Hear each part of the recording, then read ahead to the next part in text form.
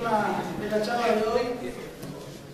Me toca como presidente de este comité hacer la presentación de un tema que por ahí no es muy común, pero no deja de ser menos importante, como es este acontecimiento que fue el peor atentado terrorista que vivió la República Argentina en toda su historia, afectando principalmente a lo que fue y a lo que es la sociedad judía.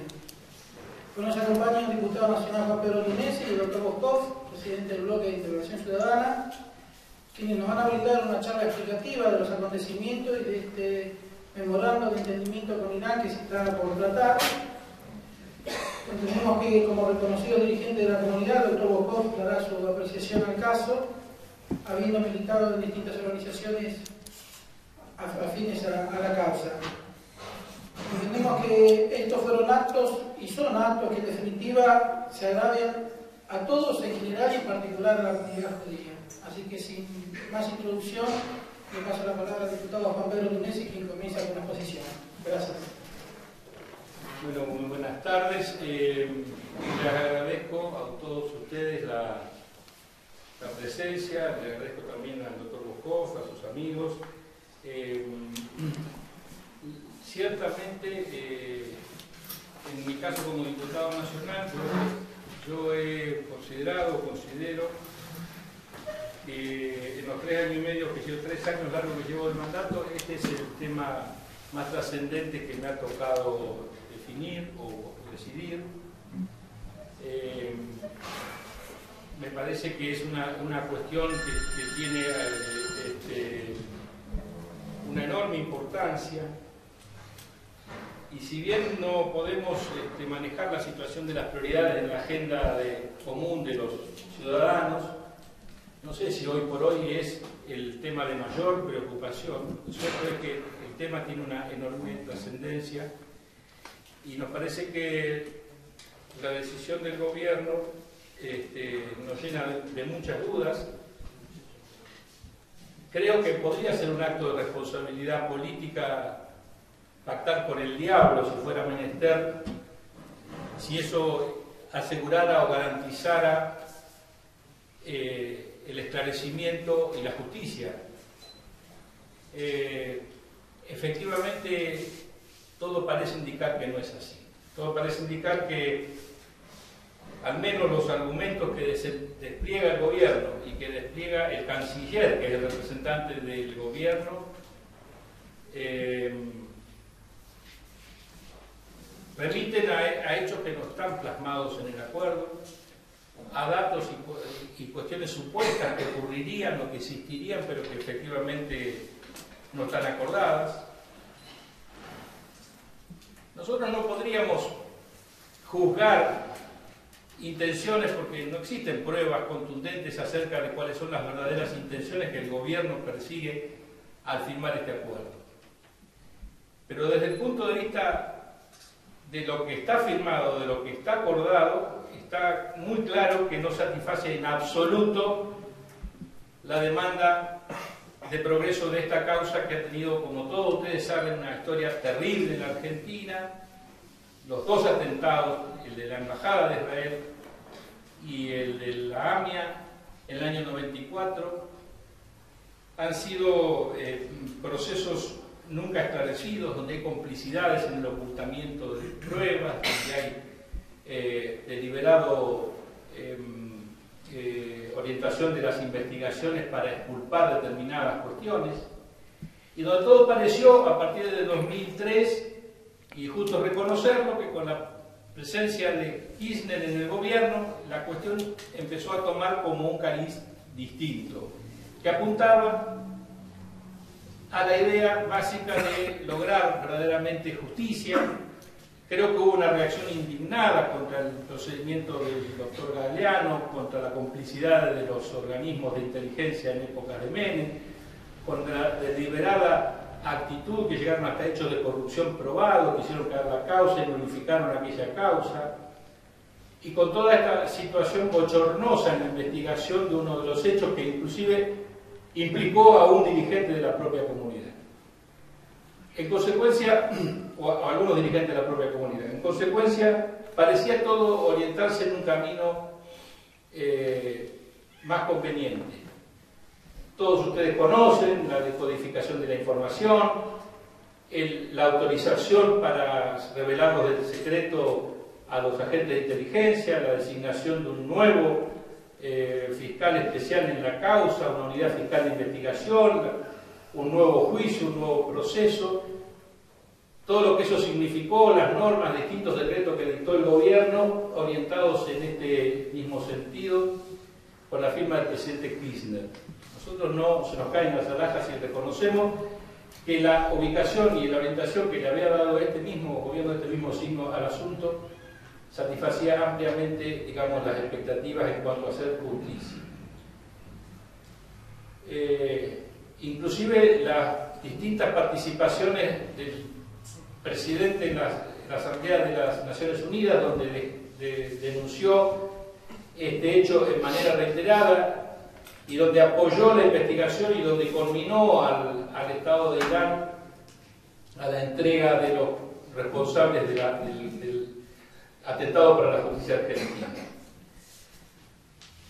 La primera cuestión, para redondear la idea, es por qué la presidenta no está cumpliendo con un compromiso público que manifestó en ocasión de la última Asamblea General de Naciones Unidas, donde se volvió a referir al tema y donde ya autorizó la discusión o las negociaciones con la República Islámica de Irán. Dijo allí: quiero decir que esperamos que de esta reunión haya resultados concretos.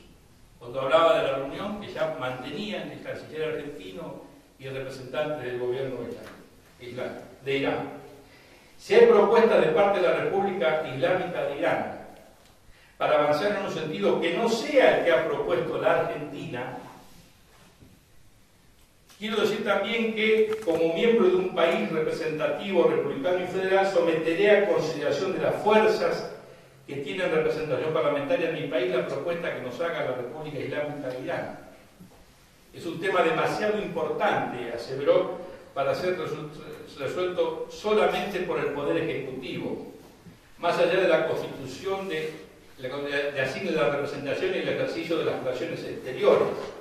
Por eso quiero que tengan la certeza fundamentalmente los familiares de las víctimas, con los cuales me siento particularmente comprometida. Fui durante años miembro, etcétera, etcétera, de la comisión bicameral que investigó y son realmente los que más respuestas necesitan acerca de lo que pasó allí y de quiénes son los responsables, para decirles que tengan la certeza de que esta presidenta no va a tomar ninguna resolución respecto a ninguna propuesta que le sea formulada sin consultar previamente con quienes han sido víctimas directas de este caso.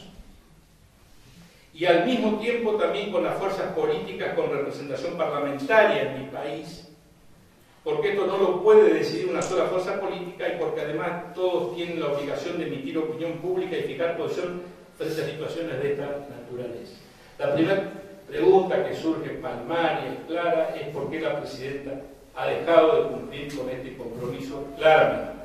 No toma en cuenta la opinión de las fuerzas políticas de oposición, que absolutamente todas, por unanimidad, se oponen al tratado con Irán, y no toma en cuenta el clamor claramente mayoritario de la comunidad y de todas las organizaciones y de las víctimas en particular, que han repudiado esta medida como contraria a los intereses de la investigación.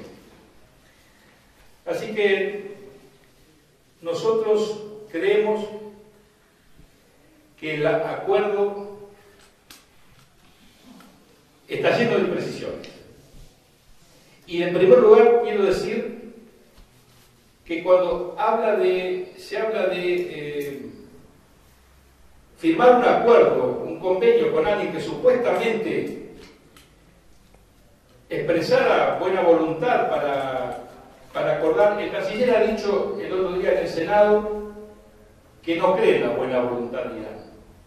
Y cuando se le preguntó acerca de por qué se firmaba un acuerdo con un Estado negacionista que niega el holocausto, un Estado que pregona la desaparición lisa y llanamente del Estado de Israel, que ha tenido tantos antecedentes de atentados terroristas en el mundo, planeados y planificados, como lo sostiene el dictamen de Fiscal Nisman, desde las más altas esferas del propio gobierno, que protegió a terroristas en casos similares, que hay varios supuestos y casos de atentados previos al atentado de la AMIA que se frustraron por circunstancias que nunca se esclarecieron, que también lo implican al Estado de Irán, a sus principales jerarcas.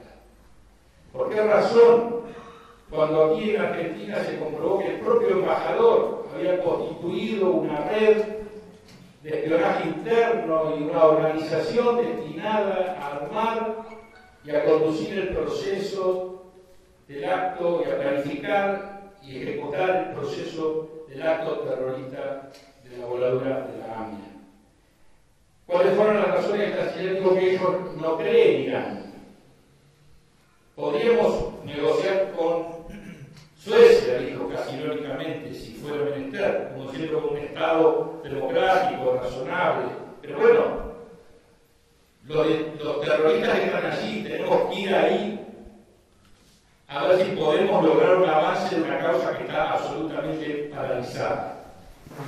La primera cuestión es que si usted no cree en alguien, no firma un convenio que está lleno de apelaciones y decisiones que tienen que ver con la buena voluntad de las partes. Cuando el convenio dice, en primer lugar, que va a ser sus integrantes designados por, a ver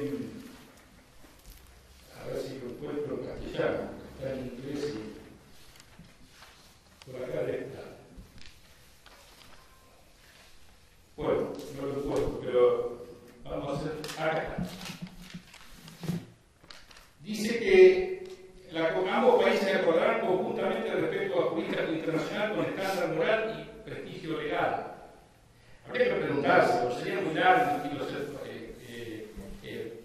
digamos, tan extenso, pero ¿cuál es el estándar moral que tiene un Estado como el Estado terrorista negacionista de Irán?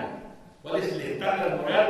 ¿Cómo podemos acordar con un Estado teocrático que tiene una moral, una idea tan distinta a la que se pregona desde nuestro país o en Occidente respecto al estándar moral y prestigio legal del presidente de la Comisión? Las reglas del procedimiento que deberán regir esta Comisión de la Verdad deberán ser aprobadas por las partes, es decir, está sujeto a la buena voluntad de ambas partes decir cuáles son las reglas o el procedimiento que va a regir. La cuestión, si no hubiera acuerdo, las partes se consultarán en cada uno de los casos y llegarán a acuerdos de buena voluntad. Lo dice durante todo el texto de acuerdo, es decir, buena voluntad, y estamos negociando con alguien que el canciller dice que no cree ni en la buena voluntad, ni en la sinceridad, ni en la vocación del Estado de Irán. La segunda cuestión que quiero decir, y voy redondeando la idea, es que hay una comisión que emitirá un informe con recomendaciones sobre cómo proceder en el marco de la ley y regulaciones de ambas partes. Y ambas partes tendrán en cuenta estas recomendaciones. La pregunta que surge entonces es si esto obliga a la justicia argentina. El gobierno ha dicho que la justicia argentina no va a verse afectada por las conclusiones a que arribe esta comisión. Nosotros creemos que sí, porque si es un acuerdo de Estado a Estado y está aprobado por el Congreso de ambos Estados, obliga a los Estados, partes de un tratado, que incluye la justicia que forma parte de ese Estado que firma el convenio o el tratado. En consecuencia, la otra pregunta es si se van a tener en cuenta esas recomendaciones. ¿Cuál es la razón? Si no son vinculantes, si no afecta a la justicia, para que el punto 7 ponga en tela de juicio el progreso más importante que ha tenido esta comisión, esta causa, que son notificación roja de Interpol para 6 de los acusados del atentado, varios de ellos jerarcas del actual régimen gobernante en Irán. ¿Para qué hablar de notificar de la comisión, como dice el punto 7? Este acuerdo, luego de ser firmado, será remitido conjuntamente por ambas cancillerías a la Secretaría General de Interpol en cumplimiento a requisitos exigidos por Interpol con relación a este caso. Es decir, que todo parece ser, y podríamos sospechar, que con la mera firma de un convenio donde el Estado de Irán acepta un interrogatorio que no es muy claro, que no se sabe si va a ser bajo la ley argentina o bajo qué condiciones, también se podría especular que el Estado de Irán, ya habiendo firmado el convenio y aprobado por una parte, podría pedir el levantamiento de las órdenes rojas que pesan sobre los mismos jerarcas, que pareciera ser uno de los objetivos centrales que firma el Irán. El informe de esta comisión se edita previamente y después habla de la audiencia, y esto fue parte de la discusión en el Senado. El punto 4 es antes que el punto 5, es decir, la existencia de un interrogatorio a aquellas personas respecto de las cuales Interpol ha emitido una notificación roja, que no solo ha sido negado por el canciller, desmentido por el vocero de la Cancillería y luego negado parcialmente por el canciller iraní, que ha dicho que, bueno, se va a respetar en líneas generales el convenio. No desmintió a su vocero que dijo que no se va a interrogar a nadie en territorio iraní. El canciller insiste. Quiero decirle que hay una cláusula final del convenio que ante cualquier duda, la disputa sobre la implementación prevalecerá el texto en inglés. Y el texto en inglés, aparentemente, según lo que traducen adecuadamente, no habla de un interrogatorio con el carácter de una indagatoria judicial, sino la posibilidad de formular preguntas, sería la traducción adecuada, en presencia de la comisión, del juez argentino, del fiscal argentino, que además tiene captura recomendada en Irán, y tendría que ir allí a sortear la cuestión de la captura recomendada, a hacer preguntas en territorio iraní que no sabemos bajo qué ley, bajo qué principio, por los antecedentes que tiene el gobierno de Irán. Evidentemente, esto está lleno de dudas, y las dudas son peores porque nos introducen en otra cuestión también gravosa, que es la idea de moralmente repudiable, que es la idea de la negociación, es decir, transmitir impunidad a cambio de alguna negociación que pueda favorecer el comercio con Irán o otras características. Hay quienes sostienen que efectivamente la Argentina, presa de una gran crisis energética tan grave como la que enfrenta, que no encuentra solución, todos los técnicos y especialistas nos indican que la Argentina deberá acostumbrarse por largos años a perfeccionarse como un gran importador neto de energía, porque la Argentina no va a conseguir resolver el problema energético, porque no encuentra primero inversiones importantes que avancen en eso. No sé si esto no tiene que ver con una orientación de inversiones de Estado a Estado, con la idea de que Irán pueda proveer de la energía que Argentina se pasa. Sería repudiable que se confirmara una especie de esa naturaleza donde estaríamos negociando impunidad a cambio de algún tipo de asistencia de naturaleza. También sería repudiable cualquiera de las otras hipótesis.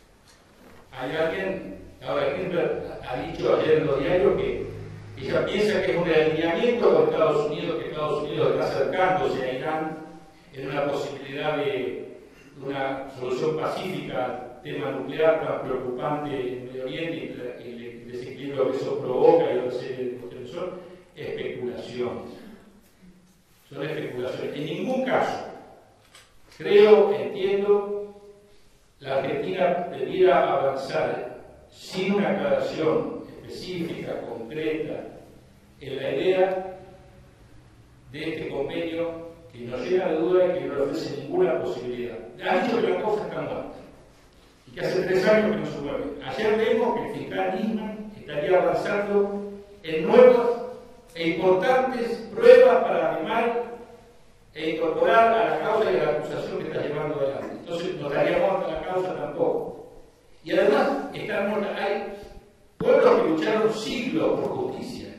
Sería inmoral pensar que la Argentina pierda la idea de las alertas rojas y la captura internacional, o lo que la justicia soberana argentina ha dicho que son los responsables del mayor atentado en la historia de nuestro país, uno de los mayores que recibió la comunidad judía en todo el mundo. En consecuencia, nos parece que es abominable la idea, exigimos mayores aclaraciones, hemos estado dispuestos a mirar con buenos ojos si efectivamente existiera una honesta intención de perseguir justicia y de avanzar en el esclarecimiento de este hecho. Hemos pedido al canciller que modifique el texto y que se negocie un texto concreto donde diga que va a regir la ley argentina en territorio iraní, que se va a tomar una indagatoria conforme al Código Procesal Argentino, el artículo 294, que puede permitir, aun cuando se nieguen a declarar, le exige la obligación de designar abogado defensor, de someterse a la majestad de la justicia, y si no quiere declarar lo hará en función de una actitud de defensa, porque la indagatoria, sabemos, es un acto de defensa más que un acto de acusación. Pero que quede claro que la justicia puede avanzar en el procesamiento y posible y ulterior detención de los responsables si rige la ley argentina. Le hemos pedido que venga el canciller a explicar esto a diputados también, y hemos pedido, sobre todas las cosas, que el fiscal Nisman y el juez Canicoba Corral, que algo tendrán que decir sobre este tema, claramente, que no han querido venir. El gobierno le prohibió a Nisman ir al Congreso a informarles a los bloques opositores cuando empezó en septiembre esta discusión acerca de que estaban negociando con Irán. Él tenía voluntad de venir a informar, le hemos ofrecido reuniones secretas, considerar secreta la reunión de comisiones conjuntas del Congreso para poder discutir y conocer a canta cabal esta situación y avanzar en esta línea, y el gobierno se ha negado. Todo parece indicar que hay detrás otra medida que no es la de perseguir justicia y el esclarecimiento del caso. Muchas gracias.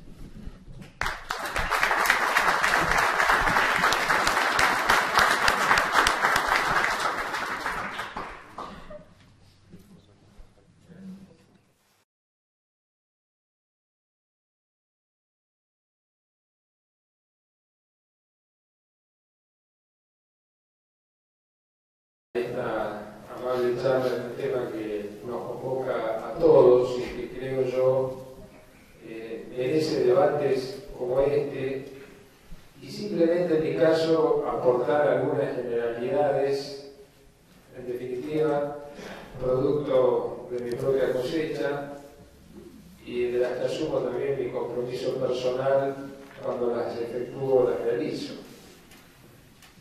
Hace algunos días comentaba con alguien en nuestro bloque que Leandro Alem, cuando se gradúa de abogado, elabora su tesis obligatoria para acceder al título de abogado sobre las obligaciones naturales.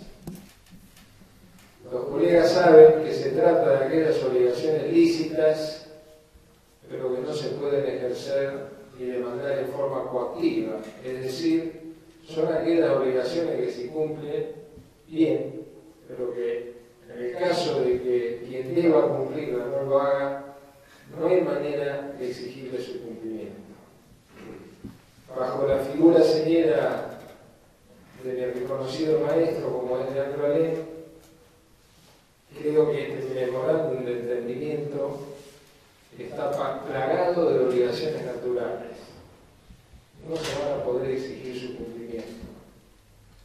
Y es uno de los primeros tratados que va a firmar la Argentina y va a reconocer el Congreso, que no tiene cláusula de denuncia. Es decir, nada dice para el supuesto que no se cumpla. Me pregunto, ¿ya está acordado lo que se habrá de cumplir? ¿Ya está acordado lo que no se habrá de cumplir? Y yo creo que tengo la posibilidad de someter a la consideración de ustedes algunas ideas que apuntan a lo siguiente. el kirchnerismo sostuvo primero, y de alguna manera se ha hecho aquí referencia a ello, el criterio de la multilateralidad para oponerlo a la unilateralidad, y modifica el criterio de la multilateralidad por el criterio de la bilateralidad frente a la unilateralidad. ¿Qué significa esto?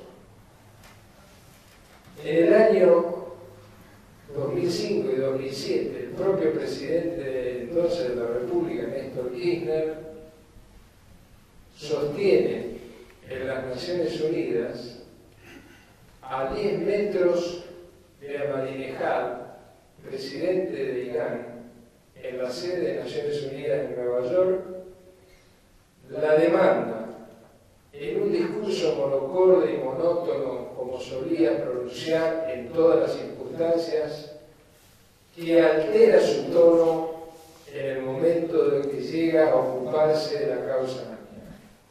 Y dice que le reclama a la República Islámica de Irán el cumplimiento de los compromisos de respuesta a los exhortos y el reconocimiento de la jurisdicción argentina para poder juzgar a quienes se presume imputados responsables del atentado a la AMIA. En ese momento el recinto de las Naciones Unidas estaba colmado y todos los que iban siguiendo la traducción repararon en la importancia de estos dichos.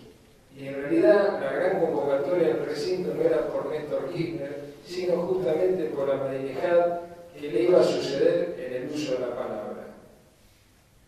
Este reclamo no mereció ninguna respuesta por parte del presidente de Irán. Pero yo quiero señalar algunas cuestiones que no son tan anecdóticas en función de quienes acompañaban en ese momento al presidente argentino, nuestro presidente.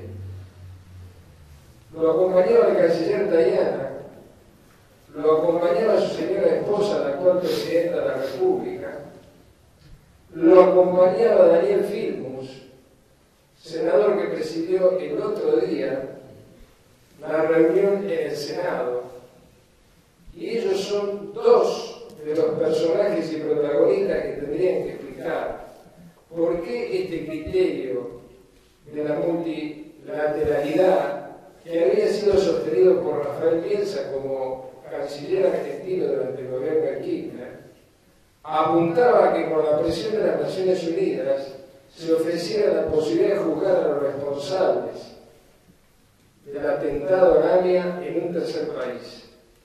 La propia presidenta más de una vez hizo referencia al caso Lockerbie. Como ustedes saben, en el año 1988, un vuelo Boeing 747 de la línea norteamericana American Airlines cubría el viaje entre Frankfurt en Alemania y Nueva York. Imprevistamente, al pasar sobre la localidad de Lockerbie, estalla una bomba que virtualmente corta el fuselaje a la altura de la cabina y en una suerte de espiral lo precipita a tierra, muriendo prácticamente casi la totalidad del pasaje y 11 personas en tierra. Inmediatamente se inicia la investigación y Scotland Yard y el FBI, involucrados en la investigación con una pequeña delegación policial del lugar de Lockerbie, llegan a la conclusión de que el atentado había sido programado por el régimen libio y se sindicaba a 2 libios como los autores materiales del hecho. Les recuerdo que en ese accidente mueren más de 100 estadounidenses, pero mueren 2 argentinos, de los que nunca nadie ha hablado, y un israelí, de que tampoco nunca se ha hablado. Este episodio culmina con la condena en ausencia de estos 2 personajes, porque los regímenes europeos permiten en la condena a la ausencia. Esto es un tema importante que yo creo que hay que avanzar en la legislación argentina modificando el Código Procesal Penal. Porque por una vieja ley del Imperio Napoleónico los franceses lo condenaron a Astiz en ausencia y después piden la extradición, que se defienda en la etapa de ejecución de la sentencia, pero si las pruebas así lo indican, puede ser condenado en ausencia. Desde el año 1988, en un juicio que dura 3 años, que se va a realizar en una localidad de Holanda, porque la presión internacional y el bloqueo de las Naciones Unidas obliga al régimen de Gaddafi a entregar a los supuestos autores del atentado y se juzga en un tercer país. Esto es la multilateralidad. Esto reclamó nuestro país inteligentemente durante el gobierno de Néstor Kirchner, esto lo propuso el canciller Bielsa, esto lo sostuvo Kirchner en las Naciones Unidas. Los jueces escoceses... Y lo reiteró Cristina también. Lo reiteró Cristina Fernández de Kirchner. Esto significaba que con la ley escocesa, jueces escoceses, 3 jueces escoceses, juzgaron a 2 libios, absolviendo a uno y condenando al otro, que cumple su prisión, condenado a prisión perpetua, y que después de 10 años se le permite volver a Libia porque tenía un cáncer terminal de próstata y las pericias habían indicado que tenía 3 meses de vida, y el ministro de Justicia de Escocia dijo: nosotros hacemos justicia pero también sabemos ser compasivos, y en esas condiciones devolvieron al encarcelado. Esto es multilateralidad y esto es lo que pregonaba nuestro país. ¿Por qué se opone la multilateralidad a la unilateralidad? Y se lo escucharon en el Senado a Timerman. Porque la unilateralidad significa que el Estado que se siente víctima de un atentado terrorista busca a los terroristas en cualquier lugar del mundo y los elimina. Esto es unilateralidad. Esto es lo que se le atribuye a Israel, esto es lo que se le atribuye a Estados Unidos. Entonces, nuestro país, como Estado de Derecho respetuoso, pregonaba la multilateralidad. ¿Qué pudo haber ocurrido para que pasáramos de este claro concepto a la bilateralidad? Y el canciller Timerman en la reunión del Senado dice: nosotros no somos como aquellos países que van por el mundo haciendo justicia por mano propia y ejecutando a los terroristas. Nosotros, ¿qué hacemos? Proponemos este memorándum de entendimiento bilateral, en condiciones que, como bien ha dicho recién Juan Pedro, son absolutamente inadmisibles, porque son como las obligaciones naturales de las que Alem tuvo que rendir examen. No se la vamos a poder exigir a nadie. Y hay agravantes. ¿Cuáles son los agravantes? La diplomacia es una cuestión de intereses y nosotros no podemos hacer anticipos psicológicos de si esto es una cuestión ideológica o una cuestión de intereses. Pero vamos a guiarnos por algo que es gravitante y fundamental. Los métodos y los medios para llegar al acuerdo son tan importantes como el acuerdo mismo. ¿Y qué quiero decir con esto? El gobierno argentino, por un decreto 812 del 2005, reconoció el encubrimiento del Estado argentino en la causa AMIA. Reconoció que en el juicio de la causa AMIA se había vulnerado el derecho a la vida, a la tutela judicial efectiva, principios básicos de derechos humanos reconocidos por el Estado argentino en un decreto, producto de una denuncia ante la Comisión Interamericana de Derechos Humanos, promovida por Memoria Activa, el CELS y otra ONG, que denunciaron al gobierno argentino, y la Comisión Interamericana abrió una instancia de conciliación en la que el gobierno argentino reconoció el encubrimiento, es decir, el Estado argentino admitió que la causa AMIA encubrió a los verdaderos autores del atentado, reconoció que violentó derechos humanos fundamentales como la tutela judicial efectiva, es decir, hizo lo posible el propio Estado para que no hubiera justicia. Y toma algunas decisiones, algunas de menor importancia, otras de mayor importancia, y yo creo que son relevantes a los fines de lo que se está discutiendo ahora, que es este memorando de entendimiento. Por ejemplo, en el juicio ante el Tribunal Oral Federal, que como ustedes saben, decretó la nulidad de la mayor parte de la causa AMIA, hasta el momento que el juez Galeano abre lo que se llama la causa Brigadas, que es el propósito de atribuirle a los policías de la provincia de Buenos Aires, Rivelli, Leal, etc., participación en el hecho, y además de esa participación le da una importancia fundamental a las actuaciones que se libraron y se hicieron hasta ese momento, es decir, el tribunal y la corte terminaron diciendo que todo lo que Galeano había recopilado como prueba hasta la apertura de la causa Brigadas era válida, de ahí en más no servía para nada, era todo nulo.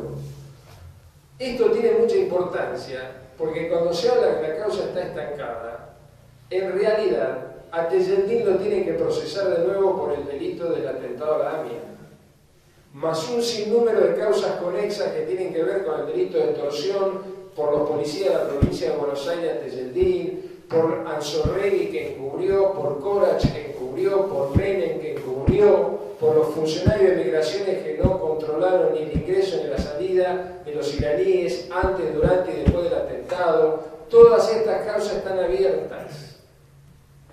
Es mentira que no se pueda avanzar. Es mentira que no haya conexión local. Y es mentira que Tejeldín no va a dejar de ser traído a juicio nuevamente.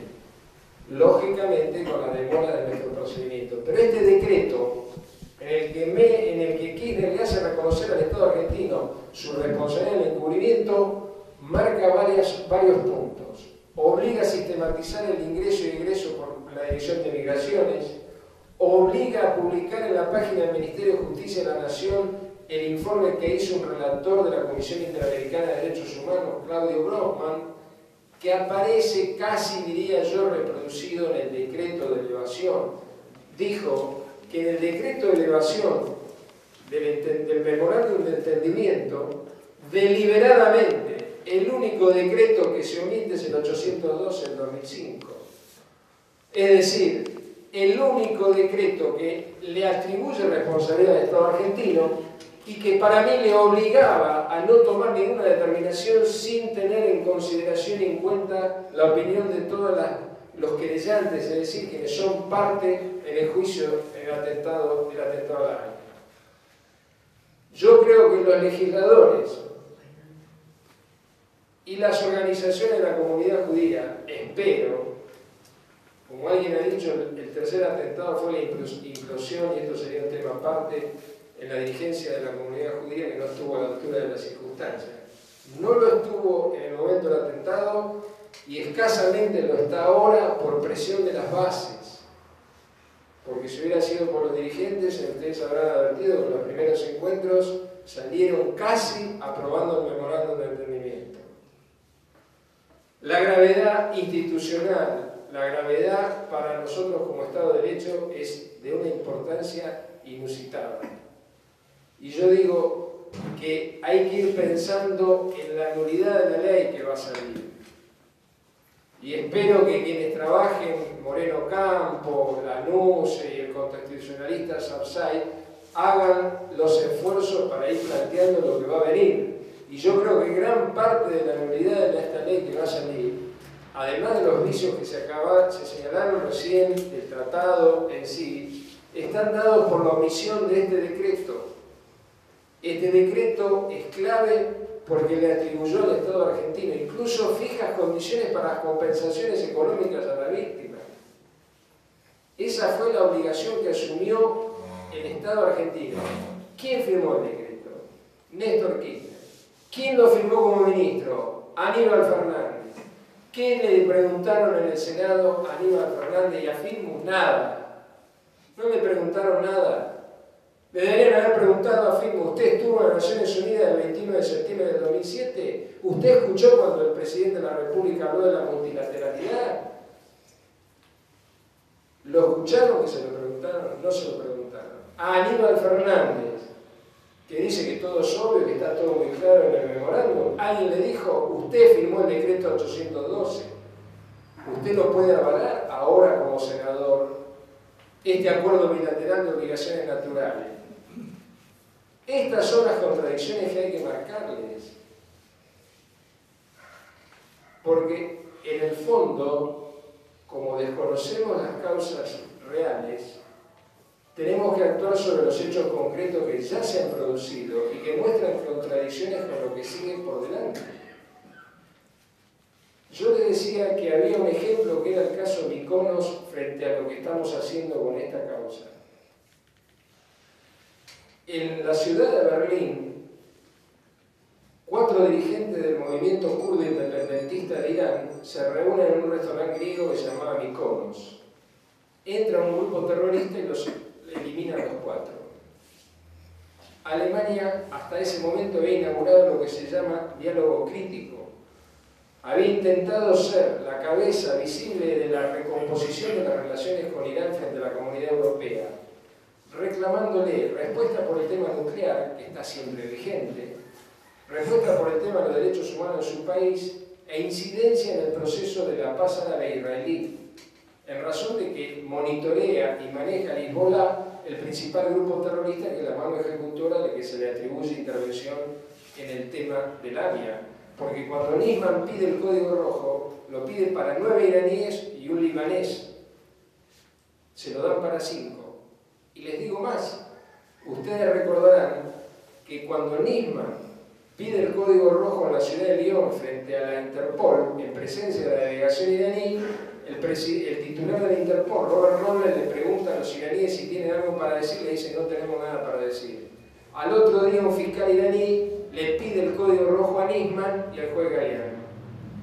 Nisman, el fiscal argentino que debía ir a Teherán a tomar la declaración indagatoria a los funcionarios iraníes, tiene código rojo. No se lo levantaron. No se sabe qué pasa. ¿Dijo algo el canciller? ¿Le preguntaron algo del código rojo de Nisman? No puede pisar, teóricamente no podría pisar Teherán, pero no podría salir del país teóricamente Nisman, porque también tiene código rojo. Ese es el estado negacionista, pero ese es el estado de las reglas que impone Irán en su diplomacia tan particular. Sin embargo, después de que Kirchner declaró lo que declaró en las Naciones Unidas, a los pocos días el régimen iraní a través de un vocero hizo saber que estaba de acuerdo con una comisión mixta para conversar del tema. 2007. Y vuelvo a lo del caso Mykonos. Alemania era la cabeza visible de la recuperación con el diálogo crítico de Irán, porque en el fondo todos quieren comerciar con Irán, todos necesitan o pueden ofrecerle buenos negocios por el tema nuclear, y ahí está una de las claves por las que Europa quería retomar relaciones con Irán.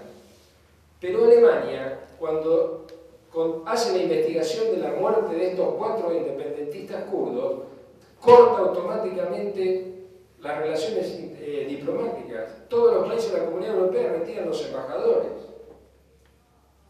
¿Y quiénes eran los imputados por el juez alemán? Rafsanjani, expresidente de Irán, y Velayati, 2 de los imputados en el atentado al AMIA, los mismos. Un Estado de Derecho como Alemania inmediatamente cortó relaciones y no hace lo que estamos haciendo ahora nosotros, vergonzosamente, de pretender un memorándum de entendimiento con un Estado que no es confiable, que el propio canciller lo dice. Yo no soy afecto a las profecías, menos si las tengo que hacer. Pero tengamos algo de cuidado. Voy a intentar unas hipótesis tan aventuradas como algunas de las cosas que hace el kirchnerismo en materia que le conocemos. Es llamativo que un tratado de esta característica no tenga cláusula de denuncia. Y yo dije, ¿no será que lo van a cumplir? ¿No será que tengamos una sorpresa y que nos entreguen, por decirlo de alguna manera, a algunos responsables, entre comillas, para su juzgamiento? Puede ser, puede ser. Libia lo hizo en el caso de Lockerbie, 9 años después del atentado, 9 años después. El chivo expiatorio que termina limpiando definitivamente una situación. Ahora, estamos a 19... No eran estos nenes. No, pero eran encargados de inteligencia del gobierno libio. En definitiva, estamos a 19 años de la causa, del inicio del atentado. 19 años. Hoy alguien me preguntaba, ¿hay posibilidad de esclarecimiento total y absoluto? Es cada vez más difícil. Sin embargo, cuando uno lee las conclusiones del Tribunal Oral Federal número 13 y de la propia Corte, el fallo de la Corte es obra de un juez que tiene más de 90 años. El fallo de la mayoría de la Corte en la causa AMIA fue elaborado por el doctor Fay.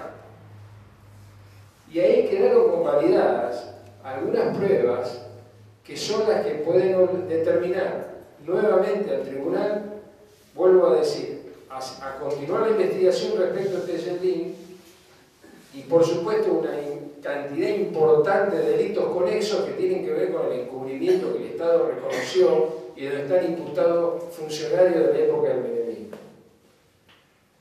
Cuando decía hoy Tunesi el tema de los idiomas en los que está volcado el memorándum está hecho en 3 idiomas, en castellano, en farsi, que es la lengua persa, y en inglés. El punto final dice que cualquier discrepancia deberá ser interpretada tomando en consideración la redacción en inglés. En inglés, para acercarse a la figura de la declaración indagatoria, tienen que usar la palabra to interrogate, que no aparece en el texto, y habla de questions, preguntas. Ahora, ¿puede un juez argentino incorporar a una causa conforme al derecho argentino preguntas realizadas en una extraña jurisdicción en presencia de una comisión de notables, con la presencia de ambos países en una interrogación? Es probable que si incorpora esa documentación, esa causa sea nula. Esa causa sea nula. Es tal el grado de, podemos llamarlo, yo lo califiqué de obligaciones naturales, pero vamos a decir de liberalidad con la que se ha tomado este memorándum, que es sorprendente. Es sorprendente. Nosotros tenemos el artículo 18 de la Constitución Nacional que, entre otras muchas cosas importantes, dice que nadie podrá ser juzgado por comisiones especiales. Estamos muy cerca de la comisión especial. Estamos muy cerca de la comisión especial. Otro elemento más que puede traer después la nulidad de los interrogatorios o las declaraciones que se tomen en la causa enterante. Vuelvo a decir, por un fiscal que tiene código rojo. Que tiene código rojo. En consecuencia, y tomando en consideración todos estos factores, ¿qué razones justificaban tal velocidad para enviar el memorándum al Congreso? En extraordinarias, el tuit o las expresiones del presidente de la AMIA, que dijo que había tierra fértil para un tercer atentado, y la inveterada costumbre del kirchnerismo de redoblar las apuestas y decir, ante esa alternativa posibilidad, ahora vamos a ver cómo juegan. El rol argentino ante la decadencia física de Chávez en el concierto internacional, o al menos latinoamericano. Podemos conjeturar sobre el apoyo que se le puede dar o no a Irán en el desarrollo nuclear con tecnología argentina. Podemos conjeturar mil cosas, pero de lo que estoy seguro es que no puede sustraerse el gobierno, que reconoció en un decreto la responsabilidad por el encubrimiento del Estado argentino a la consulta a los sectores de los familiares, es decir, a las víctimas. Esto me parece que es sustancial para plantearlo de cara a lo que va a venir, que va a ser una aprobación en diputado por mayoría automática y va a ser en el Senado primero y en diputado por mayoría automática. O sea que va a ser un tratado que va a haber necesidad de impugnar judicialmente para que no llegue a un efectivo e inmediato cumplimiento. Y esto creo que va a ser una tarea en la que sin duda van a contribuir los legisladores, las organizaciones que representan a las querellas y en la que podamos modestamente contribuir todos y cada uno de nosotros que de alguna manera nos sentimos comprometidos con la verdad. Gracias.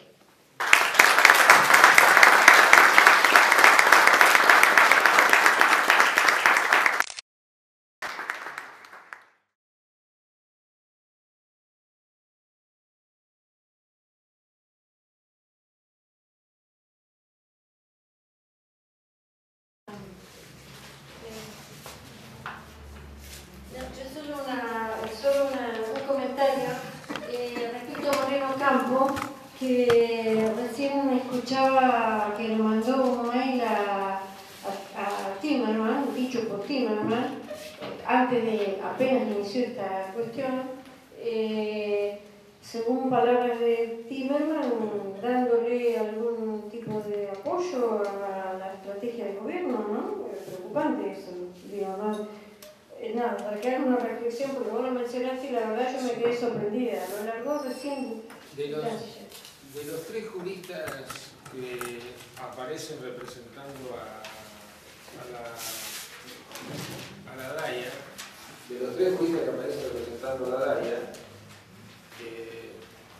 Moreno Campo, que tiene una larga experiencia y reciente experiencia en el campo internacional como fiscal del Tribunal Internacional, es el que dijo que para él la posibilidad de un tratado es una oportunidad si se disminuyen los riesgos. No fue más allá de eso hasta ahora.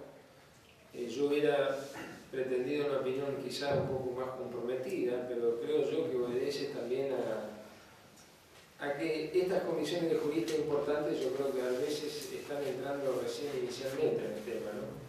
De cualquier manera, Sarsay y Lanuse fueron más contundentes en su rechazo. Él lo que dijo es que en el ámbito internacional se pueden dar acuerdos y dijo que lo que hay que minimizar son los riesgos. Yo creo que la lectura que uno puede hacer a lo mejor un poco abierta de esto es, así como está el memorándum, no va.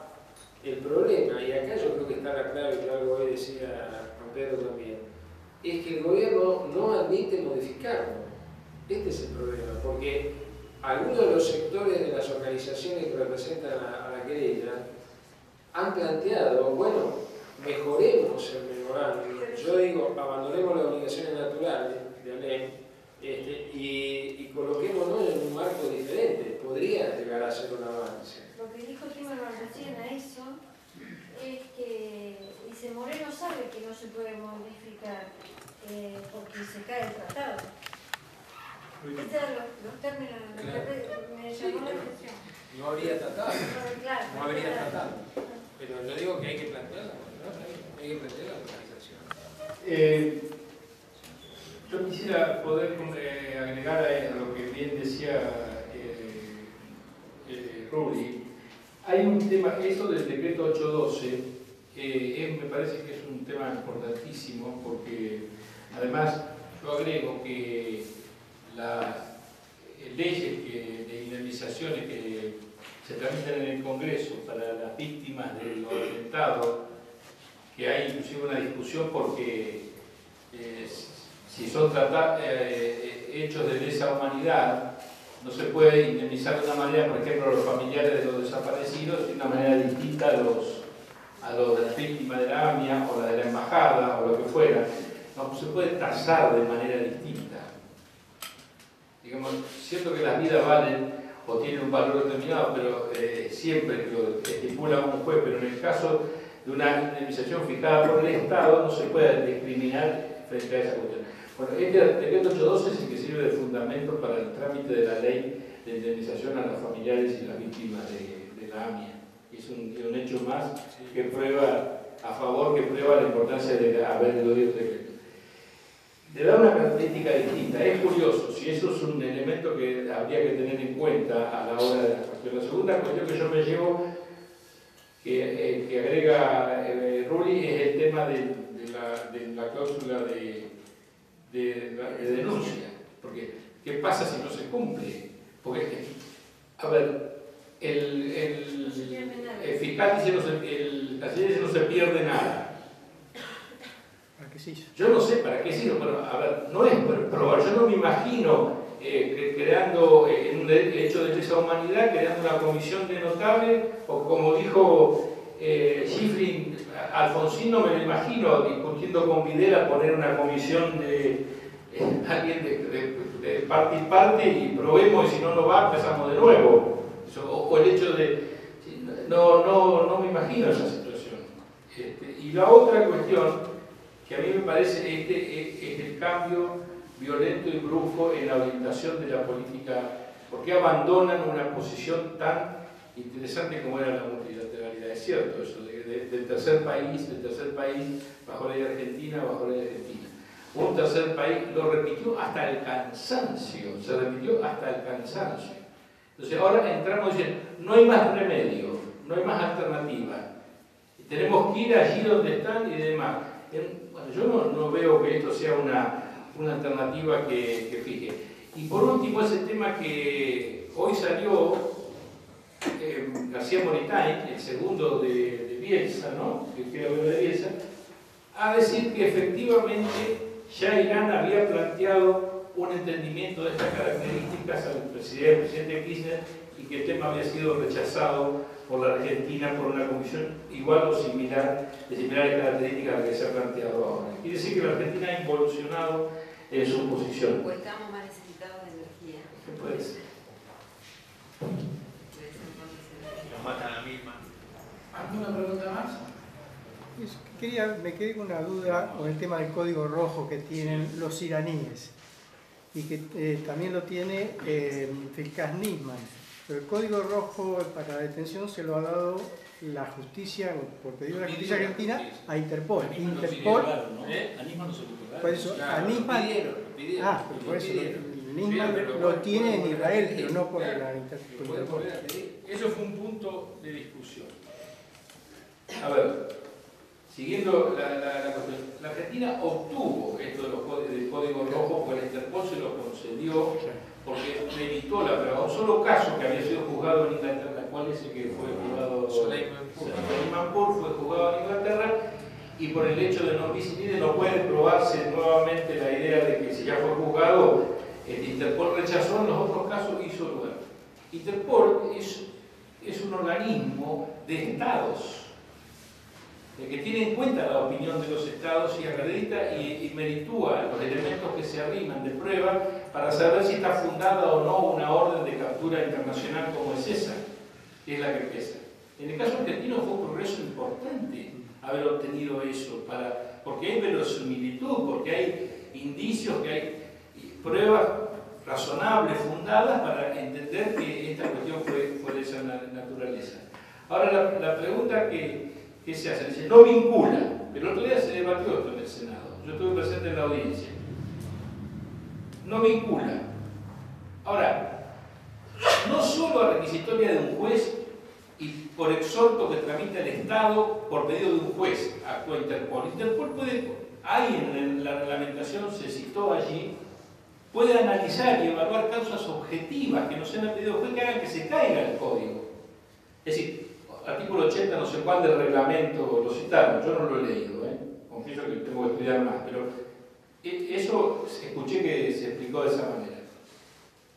Entonces la especulación que se hacía es que frente a esta comisión de la verdad, frente al hecho que la Argentina acepta esto que le van a preguntar, no dice indagar en ningún lado, que no se sabe muy claro, bueno, podría haber condiciones objetivas para que Irán ya tramite o pida el levantamiento del código rojo, porque ellos no están siendo prófugos, no se están negando, están aceptando, el Estado argentino ha aceptado que de alguna manera, bueno, vamos a ponernos de acuerdo para ver cómo les preguntamos a ellos. Entonces, no hay un estado de rebeldía, como se dice, o no están profugados, porque de alguna manera están aceptando una instancia de esa naturaleza. Podría debilitar enormemente la posición argentina frente al tema y quitarle el código rojo. Eso es una posibilidad muy concreta. Más todavía, me parece que el memorándum dice que se le va a remitir copia a Interpol. Con lo cual lo que está tratando de demostrarle a Interpol, mira, no hemos puesto de acuerdo, lo que yo pedí ya no lo pido más, lo que me pidieron a mí tampoco correría, bueno, nadie pide nada, no hay más código rojo para ninguno. Digamos, esto más o menos sería la conclusión básica, lo cual es preocupante.